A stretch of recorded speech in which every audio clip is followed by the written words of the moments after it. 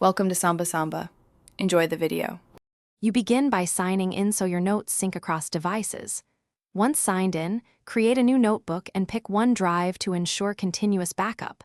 Then add a section and immediately create a page. You can press Ctrl+N to speed this up. Make a short title and start typing your first bullet. As you type, OneNote autosaves, so you don't have to worry about losing work. These are the essential prerequisites and the first actionable steps to get a usable OneNote notebook now. You now focus on building content and making it findable. Use headings and bullets for hierarchy.